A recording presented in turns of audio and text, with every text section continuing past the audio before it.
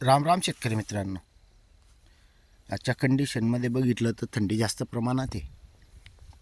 आता आपण हे गाडून याच्यामध्ये टाकण्यासाठी आलेलो होतो, पण जे जीवाणू कल्चरमध्ये आपण खतं टाकतो, हे समोर आपण जाडमीठ प्लस खत हे टाकताना दाखवलेलं होतं. सोमवारी आपण सोडल्यानंतर खत टाकलं. आता बघा, आज बुधवार आहे. सकाळी आल्यानंतर हे आपण आता इथे टाकणार होतो, तोपर्यंत आता बघा तयार झालेलं आहे. म्हणजे मल्टिप्लेशन तयार होतं आहे. आता ज्या शेतकऱ्यांना शंका आहे की बुवा खतांनी जीवाणू मरतात, तर त्यांच्यासाठी आपण हा स्पेशल व्हिडिओ बनवतो आहे की बुवा आपला त्यांच्या बरोबर आहे, त्यांच्याही म्हणणं आपल्याला त्यांच्याबद्दल काही हे नाही आहे.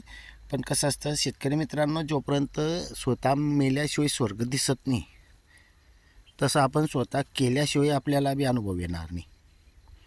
आणि विशेष म्हणजे जास्त प्रमाणात थंडी आहे. आताही मी आलो तेव्हा म्हणजे पूर्ण असं ओला होऊन जातो माणूस शेतामध्ये येताना. मक्क्यामधून इकडे आलेलं होतं.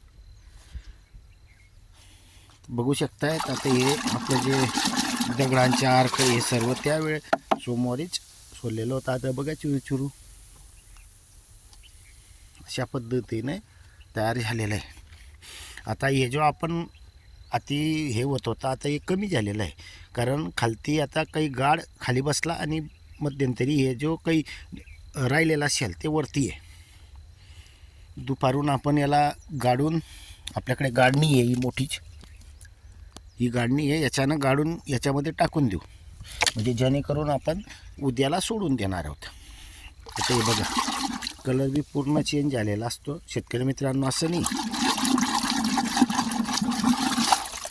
दुपारून अजून जसं टेम्परेचर वाढतं ना, तसं ते अजून चुरचूर जास्त प्रमाणात होतं. थंडीमध्ये ते पण आराम करतात, म्हणजे थंडी वाजते त्यांना पण. जसं आपल्याला वाजत असेल तसं त्यांना का नाही वाजणार. या अशा पद्धतीनं तर शेतकरी मित्रांनो, याच्यावरून आपणही करू शकतायत. ज्यांनाही श्वास नाही त्यांनी बी थोड्या मी तर म्हणतो थोड्या कल्चरमध्येच टाकून बघा, म्हणजे आपल्यालाही स्वतःला अनुभव येईल आणि थोडं क्षेत्रामध्ये वापर करा. शेतकरी मित्रांनो, यामुळेच आपला खर्च कमी होतो आहे आणि होणारही आहे. कारण आपण जे देतो आहे ते पूर्णपूर याच्यामुळे लागू पडेल. नाही पूर्णपूर लागू पडलं 90% तरी लागेल. जे आपण फेकून देतो ते किती टक्के लागतं हे आपल्याला बी माहिती नाही आहे.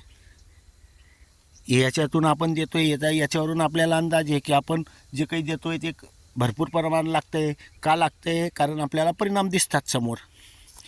हे जास्त उन्हामुळे असल्यामुळे हे लवकर तयार होतं बरं का शेतकरी मित्रांनो. अजून विशेष हे आडमध्ये असल्यामुळे याला थोडा उशीरच होतो अजून. हे पण तितकंच खरं आहे, कारण टेम्परेचरमध्ये जास्त लवकर ॲक्टिव्ह होतात जीवाणू. हा आपल्याला अनुभव आहे.